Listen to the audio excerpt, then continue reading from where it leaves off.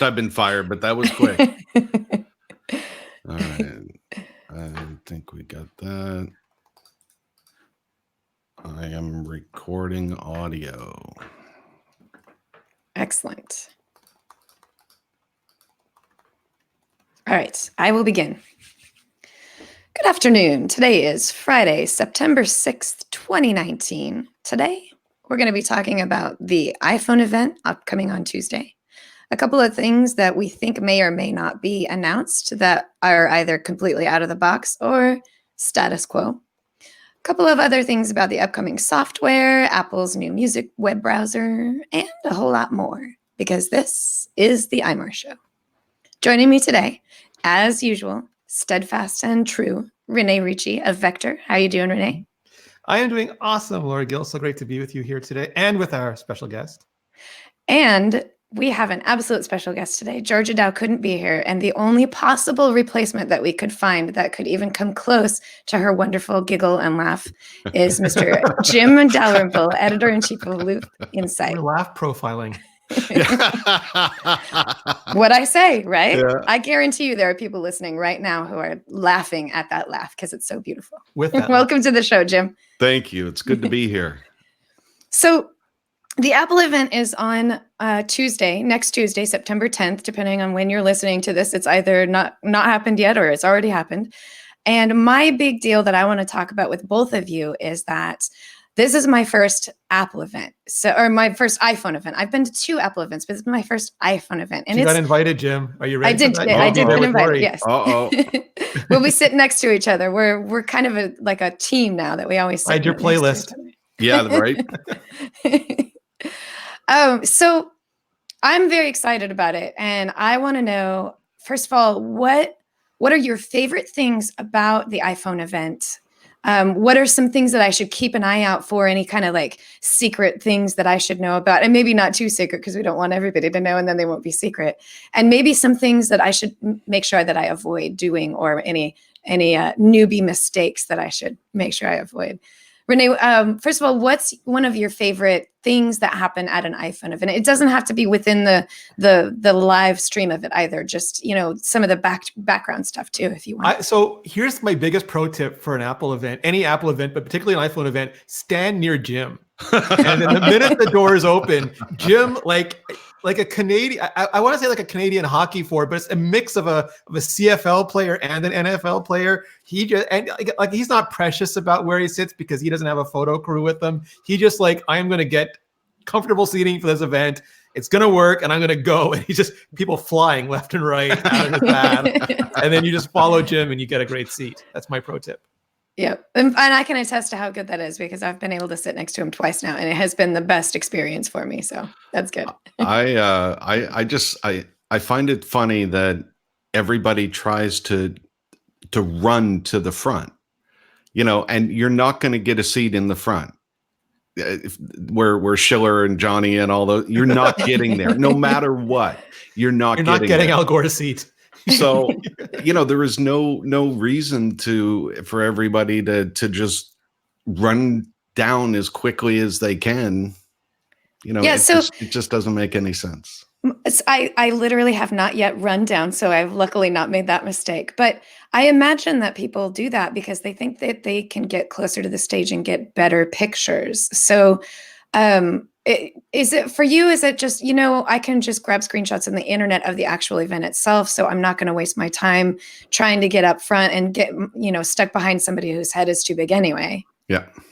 Yeah. I don't run down front. I just, I know where I want to be. And if I'm in the hall, that's good. I mean, it's Steve Jobs Theater. It's built for everybody to have a good seat there. Yeah. Even the back row. Yeah. Yeah. And actually, that's where we sat last time. Yep. The very back row. And it was brilliant. Mm-hmm. I feel so metal sitting with you guys. It's just it's like the cool kids row. Yeah, definitely. You're hanging out with cool kids, not Renee. So I'm just afraid that one day they'll have a bad musical guest and Jim will either walk out or bounce the guest. I'm not sure which one. Yeah, then I'll run down front. It'll be like introducing Kanye. And Jim's like, nope. It's introducing Kanye. Get off the stage. Off you go. grabbing him, throwing him over the shoulder and running out. And then Jim plays the Apple event. Yeah. Bring out my guitar and play some Aussie. We Child of Mine. Yeah, or Aussie. That'd be great. Yeah, that would be great. We should start that band so that someday Apple will invite us to play. Right. So, Jim, what's one of your favorite things about the iPhone event? Like, again, it doesn't have to be like part of the what's live streamed, but maybe some behind the scenes stuff that you think is your favorite kind of fun stuff that happens at the Apple event. That's a tough question because each event, you're asking specifically about iPhone, and each event is different in the way that Apple puts them on. The iPhone event is kind of unique because we absolutely know what's coming with the iPhone. We know that it's going to be there, and it's just a matter of the details and all of that kind of stuff. So, and we already know the operating system that's going to be on it, so that's not a big surprise. So it's kind of the innovations that Apple puts out on these things and the things that it will allow us to do. So, for instance, the camera, now they're going to let us take pictures upside down and, the camera can be sideways and it'll still be straight and motion detection is on and the picture shoots lasers. And, you have all this stuff that you can taste the beer when you shoot the Heineken, you can taste the beer. So you never know all of the details. And that is the surprise because people, when leaks happen, the event, and this has happened in some cases in the past where for some reason everything is released like the day before and everything, people go to the event and say, well, I already knew all that. Yeah, but you didn't yesterday, it was only because of this leak. So there's only so much that Apple can do. Yeah, and I think I agree with you that even though we get a lot of leaks and there was that one year, I think it was 2 years ago, where like everything was pretty much leaked ahead of time. And so we even knew the price of the phone and everything. But it's those little things that you can't put in a press release or in a document that I think those are the things that always excite me, whether there's leaks or not, those little extras that they're really showing us that kind of innovation. They're showing us like, yeah, we know that there's 3 cameras, but they're going to go deep into that and show us like what that really means. Can I make a quick, can I get everyone on the internet mad at me real quick? Okay, here we go. I feel like Jim and Lori and I, we have a bunch of friends online, and I feel like none of them understand the meaning of the word innovation. Because all we hear about is, oh, Apple's not innovating anymore. Samsung's not innovating anymore. Kodak is not, whatever. Like everyone wants to say how nobody is innovating anymore. And I want to just introduce them to the word innovation. And I feel like that pitch meeting podcast where you go, well, what would actually be innovative? And they go, I don't know. Like, what is it? A donut shaped phone? Like a phone that like works like an accordion? Like just being weird isn't innovative. But like year after year, these companies do, and you don't, maybe you hate Apple, that's fine. But all these companies do some amazing things. Like I keep going back to this. Apple made a custom storage controller just so that unlike other very popular phones, all of the bursts in your snap or all of the frames in your video, all of them will get saved. Other phones lose some of those frames and lose some of those photos. And we don't hear about it, but Apple goes out of their way to create a custom bit of silicon just to make sure you can absolutely rely on your photos. And to me, that's tremendous innovation. It's not making a phone that looks like a pumpkin. I mean, it's like the BlackBerry Passport came out. All the blogs like, oh, it's square. That's so innovative. They're not afraid to try a new shape. And then it didn't sell. And none of those blogs offered BlackBerry their money back. Right. Right. So please stop the innovation stuff. One of the worst things that you can do is to change for the sake of change. Yep. And companies have done that before they've had very popular products. They change for the sake of change and it just plummets. So I think Apple is taking change, design, functionality, and innovation and combining all of those things and saying, you know what, we have a great design of the iPhone right now, so we don't really need to drastically change that. Can we reduce the bezels or can we do some of this other stuff? Okay, we can do that. And now we have these great chips that allow you to, shoot potatoes and, we can do all kinds of different things. But if you look at the things that they do, they are designed to make our everyday tasks easier. And ultimately, that's what we want. I want to be able to go out. Whenever I test an iPhone, I take a picture of a flower in my backyard. And I want to be able to go out and take a great photo. And I suck at taking photos. I am the worst person ever at taking photos. So I want to be able to go out and take a great photo. This year, what would I like to see? I'd like to be able to take a photo at a concert and have it turn out to be a great photo, because I love going to see shows. And low light conditions are probably the worst for trying to take a photo. You have stage lights, you have lights coming in from the crowd, you have all kinds of things going on. I would love to be able to take a great low light photo at a concert. And, you know, right now that's something I think, and I say concert, but also think sporting events, you know, just being Anything out dancing, action. anything, because you go to a sporting event at night, all of those lights are shining down on the stadium, you know, a football game or a baseball game. They're all shining down on the grass of the stadium. And when you're in the dark and you try and take a shot, it doesn't turn out right.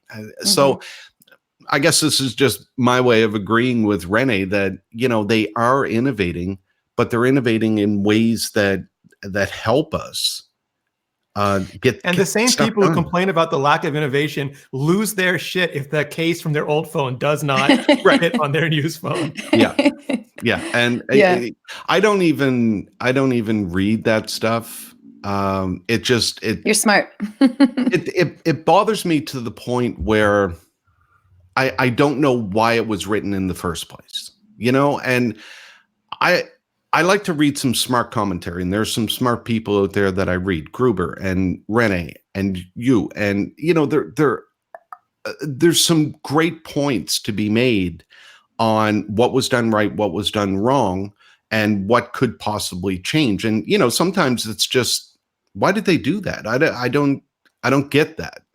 Because they can get traffic for putting Apple on blast for the littlest things. We know that's what it's about. You put up a bad headline. Put up a bad headline about Apple and people will click on it, or at least that's what they think. So yeah.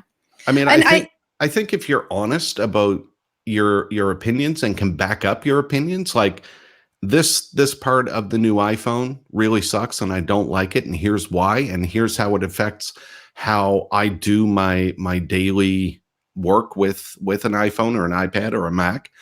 Other people could disagree with you, and that's okay. But if you're able to back up your claim, then you write that. Yeah. If you're just saying, you know, the current year iPhone looks exactly the same as last year's iPhone, but it's got a faster processor and better camera, so they're not innovating, you're completely missing what's actually happening on the inside there, what else is going on. And I agree. I think the iPhone 10 series, that right now the 10s and probably the 11 or whatever we're calling it, it's going to have the same overall shape.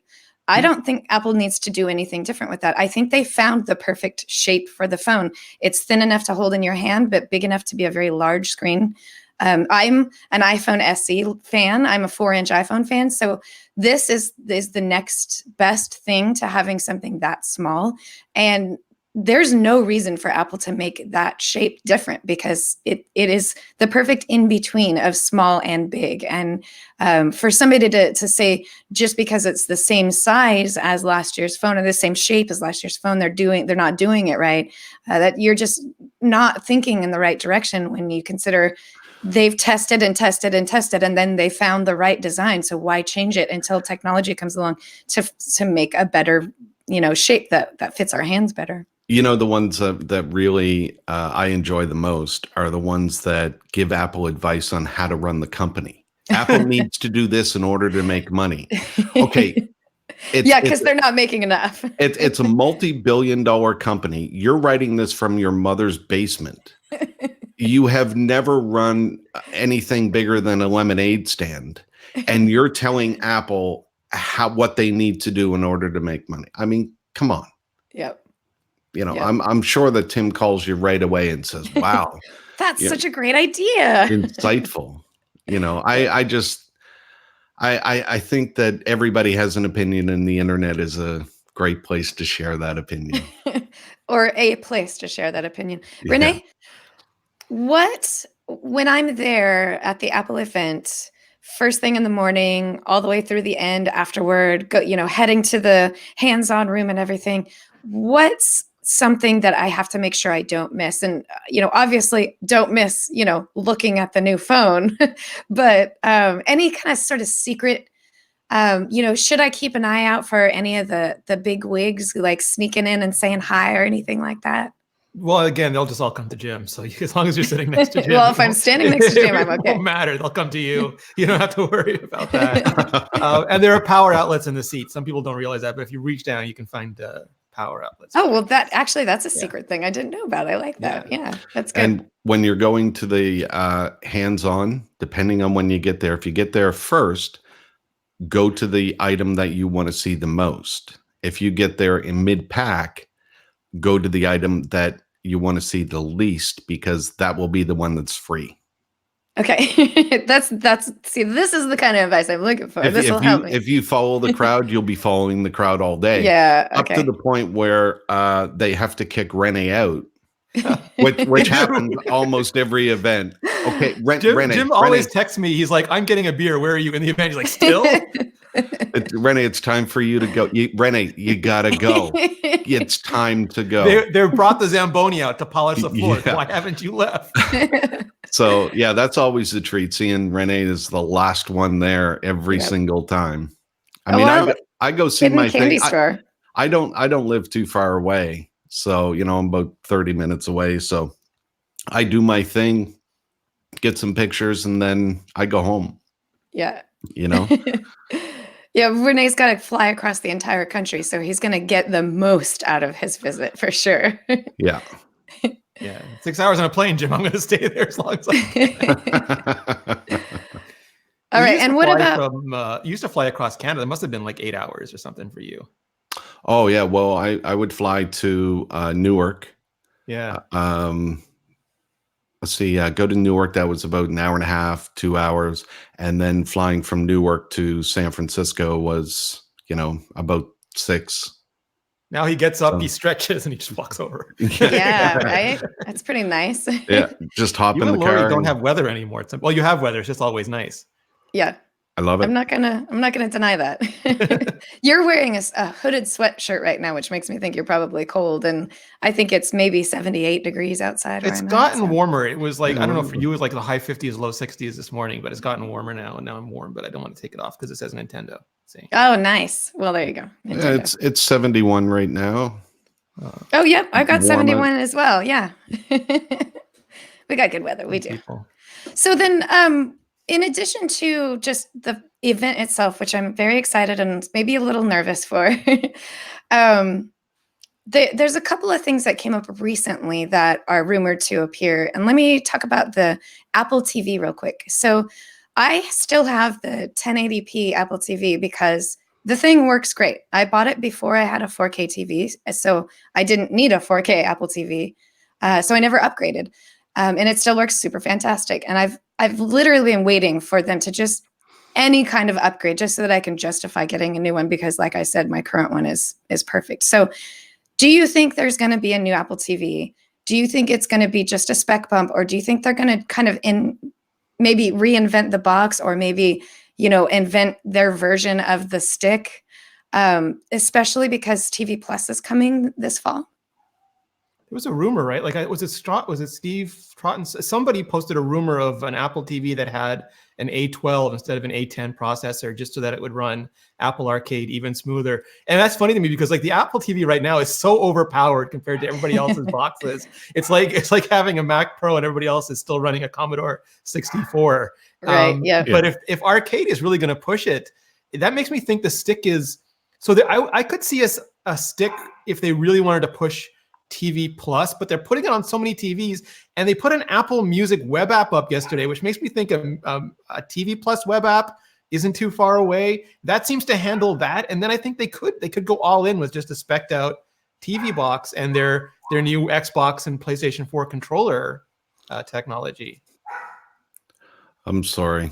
No, dogs are cute. I was We just love dogs. I was just wondering, are you rolling your eyes because you think a new Apple TV is dumb, No, it's the or dog. because your dog It's the is dog.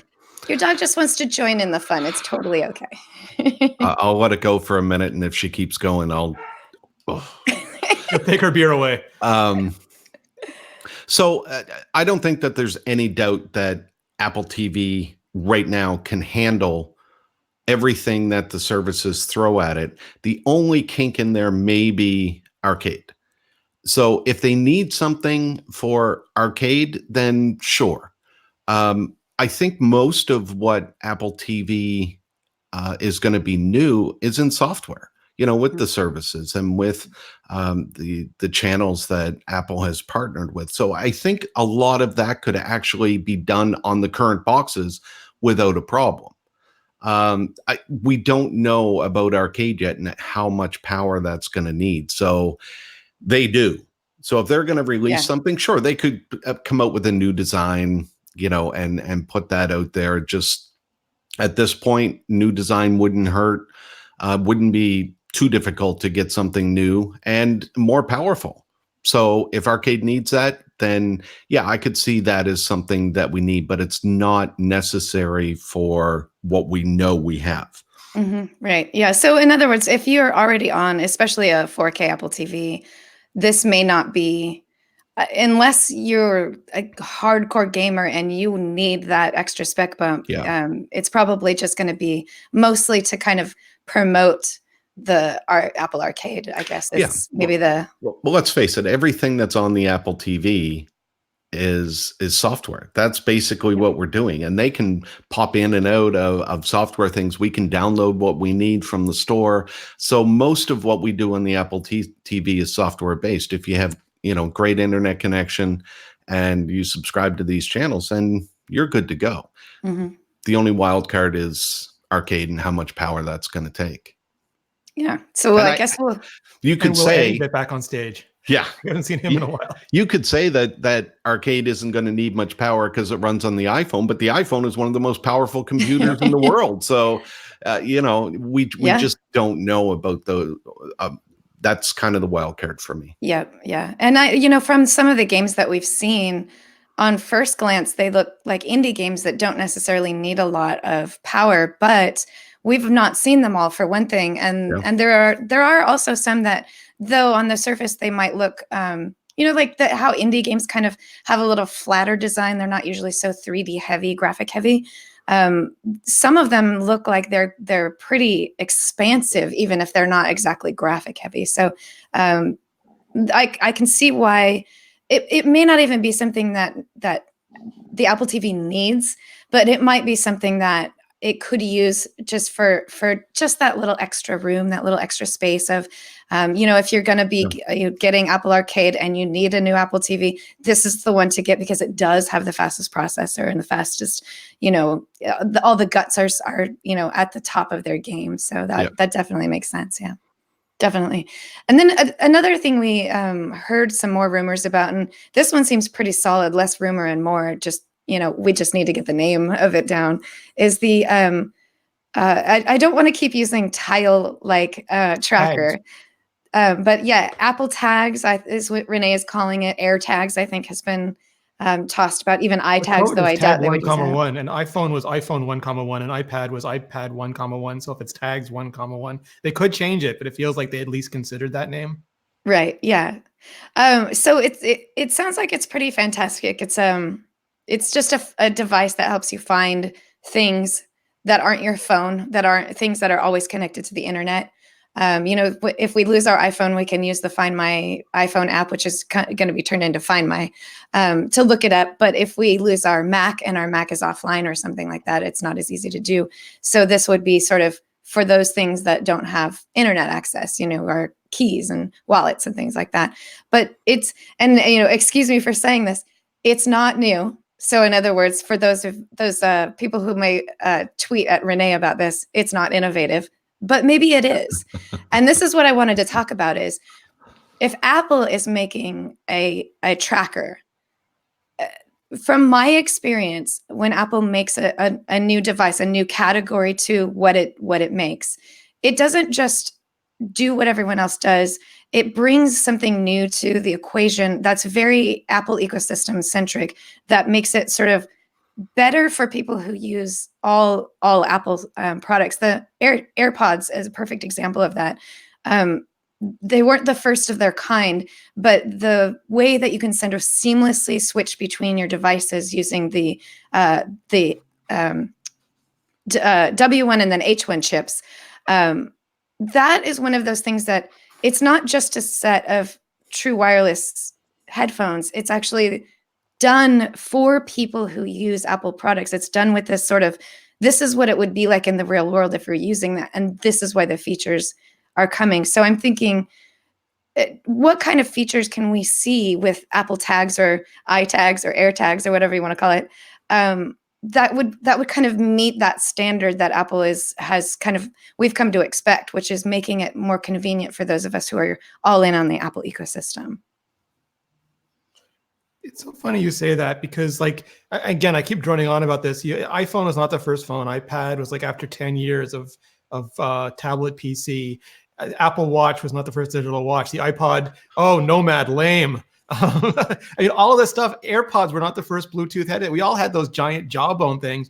Apple never does things first. The key to their innovation is taking technology, sometimes fringe technology, sometimes already popular technology, and just packaging in a way that works really well for most people most of the time.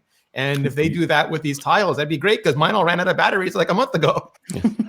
USB is another example. That technology was around. Nobody was really using it. Apple put it into the iMac, and all of a sudden it's ubiquitous. So they do a lot of things just to make things easier for us. I'm gonna take her beer away. That's exactly true. And I think that's where what I'm most excited for about the tags coming up is this idea that it's not just going to be something that connects to Bluetooth, and if the battery's not dead, it'll work. And there's even technology out there where you can use sort of other people's trackers if they also have a tracker to sort of ping that tracker. I know there's rumor that this tag will sort of have that feature where if I have an iPhone and somebody loses their something with a tag on it, my iPhone will help identify it and find it for them. But I feel like this is going to go deeper than the sort of general sphere of it. But because they can do this specifically with iPhones, they can do this specifically with Apple products, that they can go deeper into that system and do a better job for those of us who use all Apple products.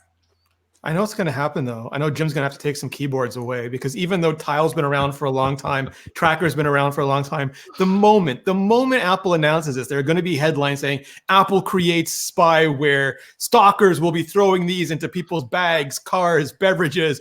They're going to make people swallow these and then follow them around the city. And it's just like, no. Apple's going to announce why that won't be feasible, nor practical, nor possible. But we're going to have to sit through everyone from Forbes to Wall Street Journal making those headlines for a month. Yeah. And then 6 months later, Samsung will announce the exact same product and no one will say anything. Funny about that, isn't it? Are you having Siri remote anger right now, Renee?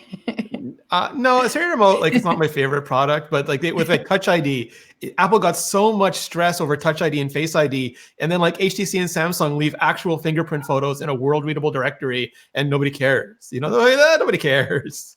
And I don't think that they should be less stringent on Apple. I think that they should be equally stringent with every manufacturer. Some of these companies like Google and Samsung, super important, super big companies, just be the exact same way with them. Yeah, that's the thing. It's all about that. But Apple makes a better headline. Google is using your personal data is not a great headline because everybody knows it. Apple does something and it's like, oh wow, the world's coming to an end, and it's wrong. It's wrong the way that it's done, but it makes for a good headline. Yep, Apple is not the world's most popular operating system, but it is the most popular headline. Yeah. Well, hopefully we'll see a little less of the now people can stalk you with your Apple tag, because that's a bummer. I'm not That makes me sad. swallowing one.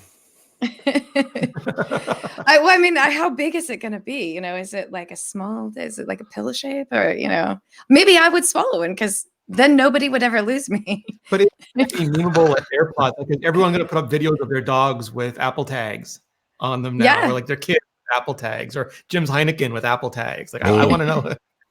Yeah. I know where my beer is. Yeah. What would you use one for? Jim, what would you use one for?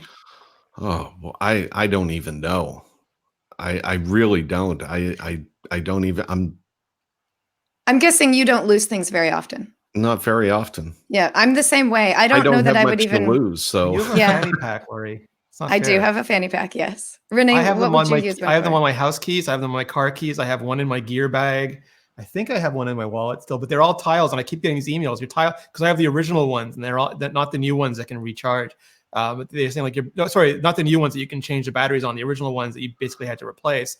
And they're like, oh, you got to replace your tiles now. And I'm like, no, I'm waiting for this week. I'm going to see my options before I replace my tiles, kind of people. That reminds me, so, there was a little bit of kerfuffle about Tile maybe being worried about the Sherlocking with the new Apple tracker. I think I just wanted to kind of say my piece on this, which is that I don't think that Tile, that company specifically, has anything to worry about, and it's because they've gone out of their way to broaden their scope of what they offer. I think it was there's some Bose Bluetooth headphones that have Tile tracking in them, and that's an example of they've gone beyond just this little, you know, plastic thing that you attach to something, and they're going to lose a certain amount of people. Renee, you're the perfect example of one person they will lose to this new Apple version,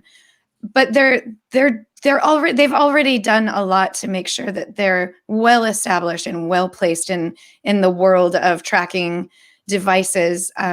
So I don't think it's I think they're making more of a joke than they are actually afraid of it. They're just kind of poking fun at the idea of it, you know? There's opportunity, because like whenever Apple makes something, it works great with Apple stuff, but then other people want it too. And if you're the not Apple version of something, you can often earn yourself a tidy income. Like the non-Apple smartwatch for a long time was Pebble's thing, you know, and now Fitbit's thing. And there's good businesses there. Right. And a lot of times they offer some kind of extra feature that the Apple version of it doesn't. They go beyond, you know, just that sort of scope of Apple. But I also think that we're at the point now where, you know, Apple having 1 billion devices out there will limit the market of a lot of these new types of devices. So, you know, people that would have purchased a Tile will just get an Apple one now because it's Apple. And, you know that Apple is going to make it very simple. It's just going to slide right into your iPhone, and, you know, the app will be there and it'll find whatever you need.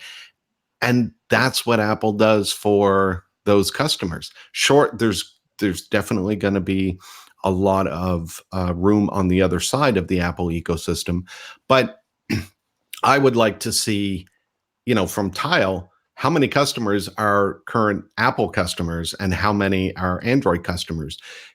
Do they care about things like tiles? Maybe they do. Maybe 90% of their customers are Android customers, in which case they're fine. But I'm not sure that that's the case. So that would be the real test, I think. Mm-hmm. Yeah, I guess we're going to have to see how this goes. My heart always goes out to companies that I know do a good job when I see that Apple has done something similar, and I think, ooh, that might have an effect on them. That's something to have to look out for. Well, let's not forget in the software realm, in iOS and Mac, Apple has a calendar app, for example. Well, there are plenty of different calendar apps that are better than Apple's. And fantastic, yeah, for me, in the software side of this, Apple puts out what it feels a customer coming new into the Apple ecosystem. They open up an iPhone and there is a calendar there. There is, web browser there. There's a mail app there. Everything that a person will need for the basics of getting things done are already on the phone. So if you need something else, or you need a better calendaring app, then that's there for you to go buy. And there are a variety of options. Same thing with every app that's on the iPhone. You can go get a different web browser, mail clients, you can do whatever you want. But for the average basic user opening up their first iPhone, they can get started right away. They can set up email, they can do a reminder, they can, do all of this stuff. And Apple has the basic apps there, and they're good apps. I mean, there's nothing wrong with Calendar for the average user that wants to do that. I expect that when it comes to hardware, they will try and own that. And that's the difference, I think, between hardware and software for Apple. Hardware, they definitely try and own. Yeah. So yeah. that could represent a problem for other companies out there that do this, because Apple will make that integrated so well into everything else that you do. That could be tough. Like the fact that I don't use any other credit card now than the Apple Card. All of my other credit cards, cutting them up. I haven't done it yet, but I will, because the Apple Card is just so much easier to use. So yeah, I know heard exactly. Jim on the talk show saying that you had to mount it in pristine condition on top of your fireplace. Yeah, because it could get scratched or something, or one credit card doesn't get scratched. Yes. Stop it. It's a credit card. Yeah. I agree. And if Apple didn't put out that note that said, hey, if you have it near this or this, it could discolor, then people would have sued them. My credit card discolored. Yep. Exactly. It's just, that's why I hang out with dogs. Dogs don't complain. They love you and just throw the ball every once in a while. I tried that with Rennie the last time I saw him. I threw a ball. He didn't go get it. So, no.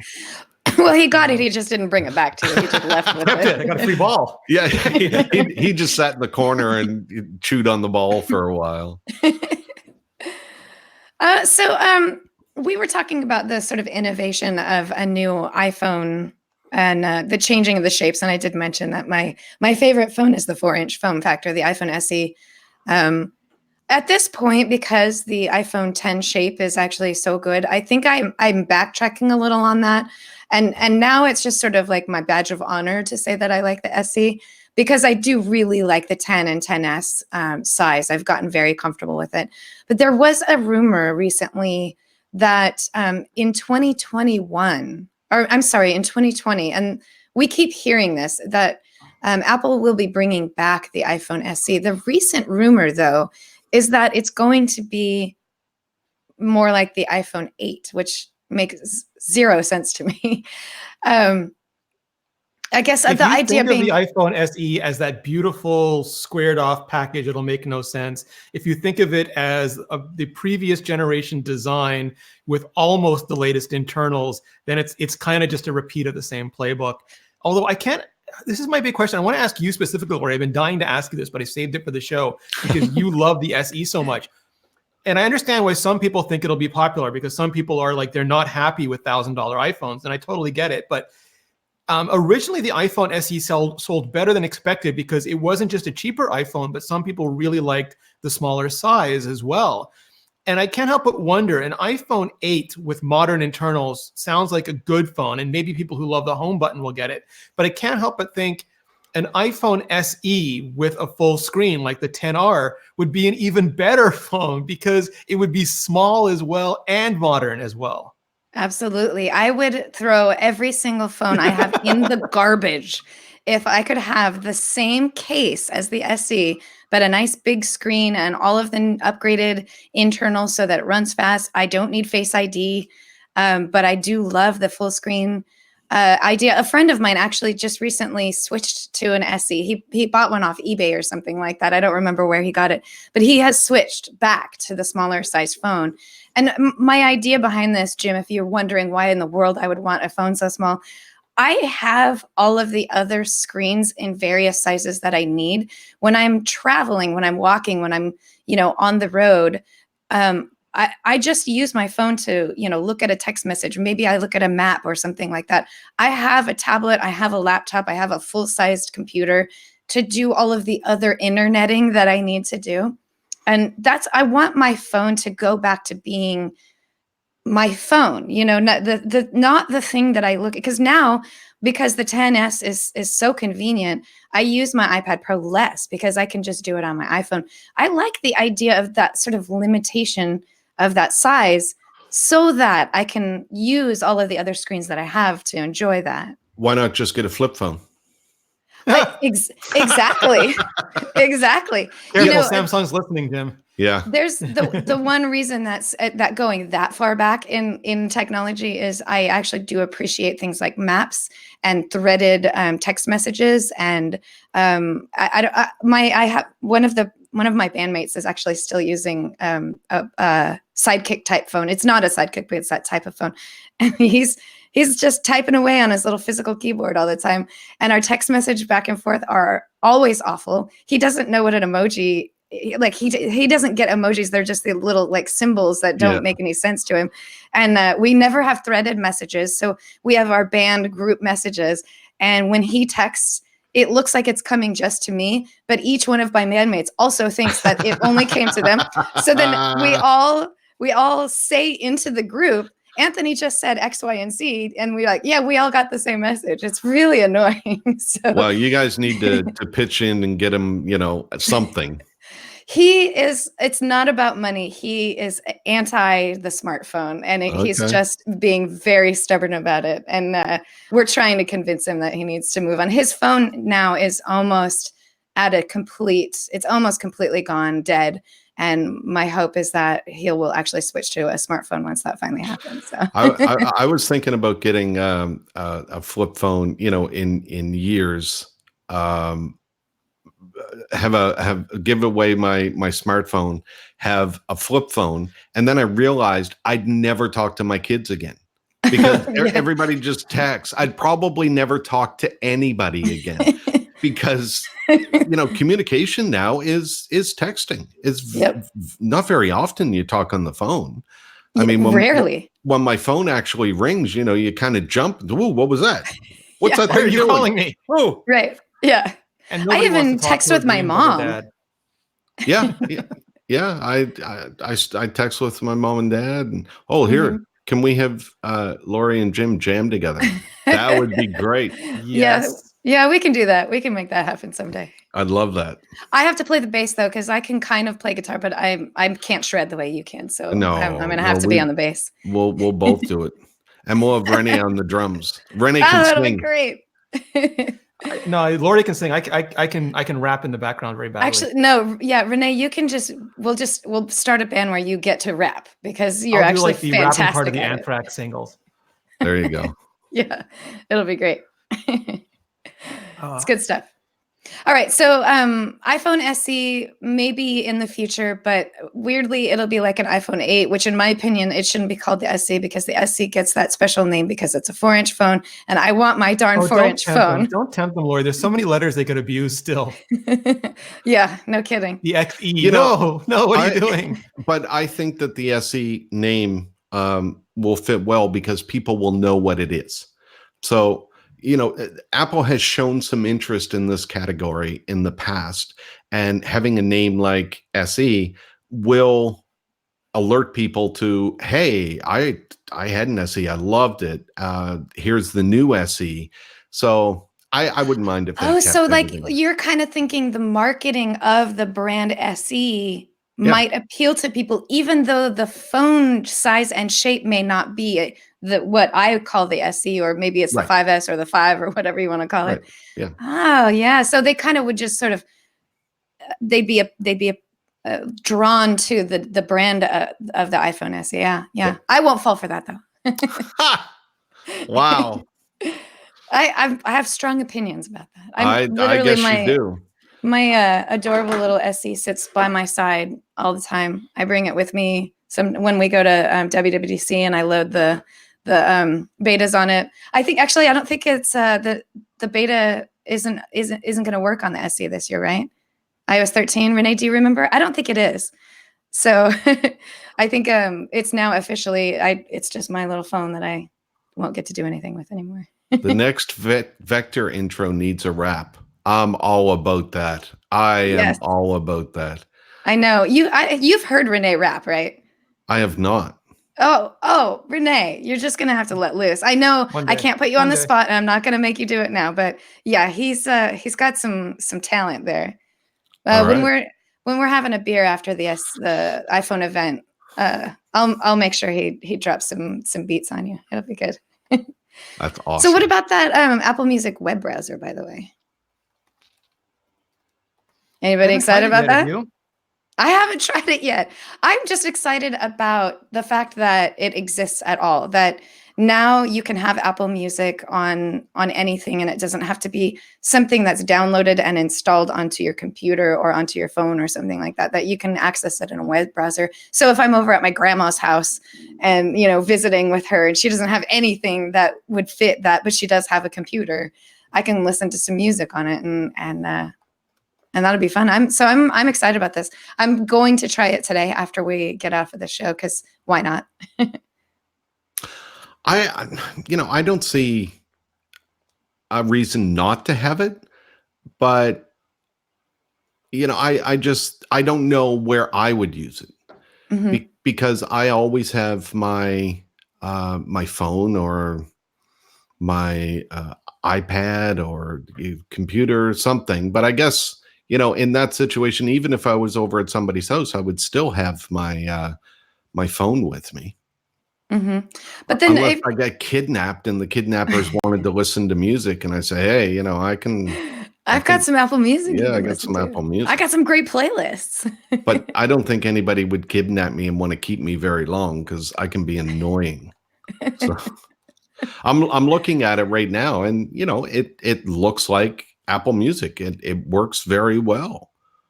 So do you want to play some tunes right now? Oh, we can't, because we're all wearing headphones, so we wouldn't hear it anyway.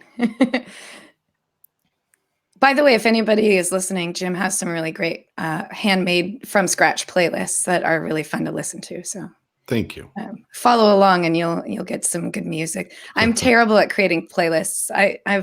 I want to have that talent, but I just don't. So I just pick whatever Apple playlist is out there, and 90% of the time I'm disappointed in about half of the music they put on a particular playlist. Like if it's like there was one that was like the classic metal playlist, or it was like essential classic metal or something like that. Yeah. And like the fourth song in, I don't even remember now what it was, but it's like, why is this on here? This is not anything remotely close to what I would consider that sort of essential early metal stuff. So yeah, and I mean, everybody's tastes are so different.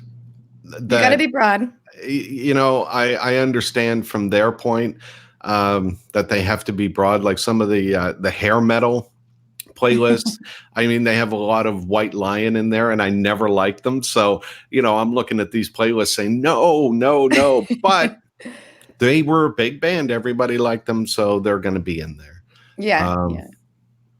And you can't, I have my particular taste in music, and that doesn't mean that's what the playlist should be, because everybody's going to love and hate different bands for sure. That's why I made my own. Like I made driving songs. Yes. I made and that's mostly old metal stuff and some new metal stuff, but just songs that pump you up, And then the mellow rock favorites, mostly acoustic type, hit songs of the 70s, basically is what it is.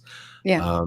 But those are songs that, to me, that's mellow rock to me. You can sit down, have a beer, talk to somebody, music's playing, and everybody say, oh, I remember this song, Yeah. So a lot of that stuff. Yeah.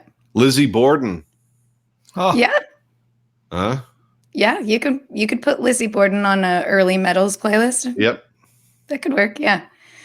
So somebody is asking Graham Crackers. By the way, that's a great name.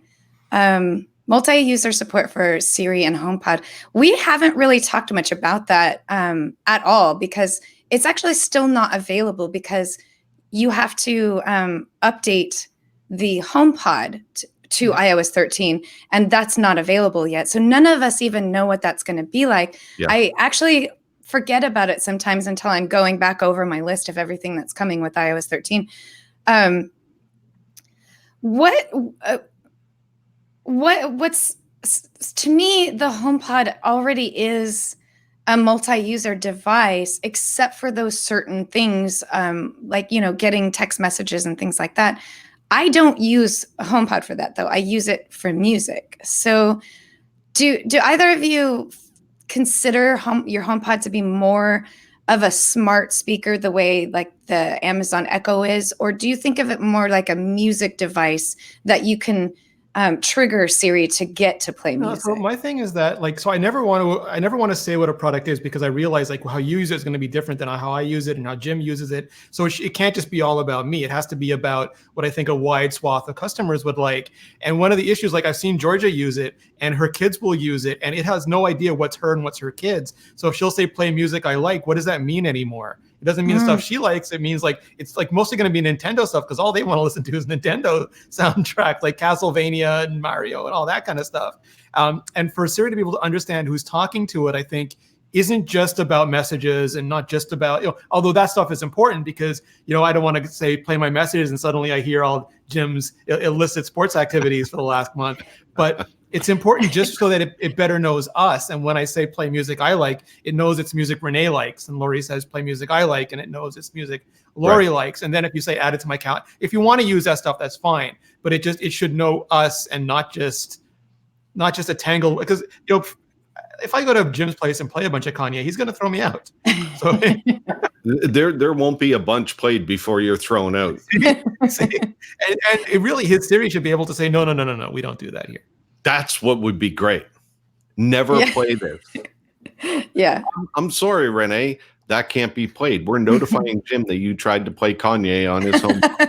And you're in the other room and you come running in. Please clench and wait for him back. We're calling an Uber for you right now. Oh, that's what you can set your Siri shortcut to. If anybody plays Kanye on my HomePod, order them an Uber. Yeah. I have my HomePod set so that it doesn't affect my Apple Music account because, other people come in, they might want to play a song that, the last thing I want is for their music to affect my overall recommendations. So I have the HomePod turned off for recommendations. It will, if I say play music, it's going to play me.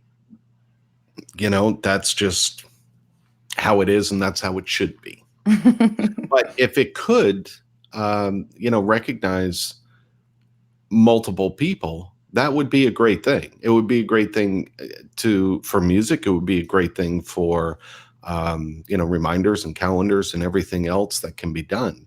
So I have no issue with that. And I think it would be a great addition, but I'm still not going to let it affect my music just in case. Yeah.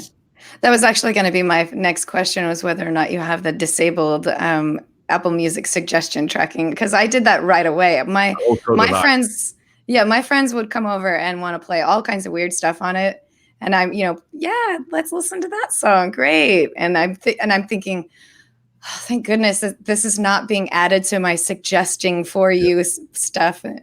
Kids, when my nephew comes over, Renee, just like what you're saying about game music. Protect that. We got to protect that. Yeah. All right. Well, I guess that's pretty much all I have to say. And Jim, do you have anything you want to talk about or add? Stuff about the software? We've been talking about the software for a long time, so I kind of didn't want to go deep into it this time because we know what's coming. Most of us are already on the betas. We know what to expect. Yep. And a new beta came out this morning or maybe last night of 13.1 beta 2 for iOS. Right. Yeah. I actually beta 2 came in. Beta 13.1 beta 2. Yeah. Yeah. I just I'm trying not to update to the 13.1 on any of my devices. My iPhone 10 is on 13.1, but none of my none of my iPads nor my iPod have upgraded to that. But I did need to upgrade my iPad Pro yesterday to 13.8. Rennie's drinking Starbucks. I am. Don't hold it against him. Oh my God, Rennie. Where's your Tim Hortons? I don't want to. I don't want to get. Suffice it to say, I did try going to Tim Hortons first, and I physically could not get there because of construction. So I was running late for the show. I went the other way and picked up Starbucks and came back. Wow. And Wow. he talks about that construction has been going on for a couple of days, right? And no, a couple of years. Wow. You've been without your They're Tim randomly closing streets right now. It's very come. frustrating. Yeah, I know. Me too. Jim's ready to go bullies with you. All right, so this has been another episode of the iMore Show, and we've been so happy to have you on, Jim. It's been such a pleasure, and we would love to have you on again in the future. And I'm excited to hang out with you next Tuesday and sit next to you and follow behind you, because I think I can actually fit behind you secretly into all of the places and make sure that I get in first where I can. So I think half the crowd could fit behind me. So No. if we all lined up all in a row and you were in the front, there might be like 3 or 4 people, because you're so tall that it's, you have to look around you pretty easily. So I really appreciated being here. It was a lot of fun. It's always a lot of fun sitting down with you guys. Thank you so much, Renee. If people want to find you on the internet, where can they find you? They can find me right behind Jim trying to get into the internet. That's how I roll. You can find me at Renee Ritchie on social, iMore.com/vector for my words, and youtube.com/vector for the videos that go with them. Excellent. And Jim, where can people find you on the internet? Jay Dalrymple on Twitter and loopinsight.com. Excellent. And just so you know, we normally broadcast on Fridays at about 10 a.m. So if you want to sit in on our live show on YouTube, jump in around that time, and we'll be chatting and having a good time then. 10 a.m. Pacific. Lori has me outnumbered right now. I'm sorry, you're right. 10 a.m. Pacific time, 1 p.m. Eastern time. I'm only thinking of where I'm at right now. I have no idea what the UTC Zulu is for that, but I'm sure some of the wonderful nerds who listen know. But I'm not here every week. Correct. Just Renee and I, and Georgia Dow, who, if she were here, would tell you that you can find her on Twitter at Georgia_Dow, or you can check out her videos. I can never remember the address of the video. Anxiety-videos.com. You can find Georgia Dow at anxiety-videos.com as well. Thank you. And thanks to Jim Messendorf again for making us sound so great. Our voices are always golden when you send us through that special filter that you do. So thanks a lot for all your editing prowess. Jim's going to have his work cut out for him. Yep. with the dog, and my air conditioner came on the last 10 minutes. So, hey, Jim, thanks. We didn't hear the air conditioner, so that's good. All right. Thanks, everybody, and have a great show. Great day. Thanks, everybody. Thanks. Bye. Bye. There we go. Okay, so we're done. Broadcast. Yes. Apologize. I'm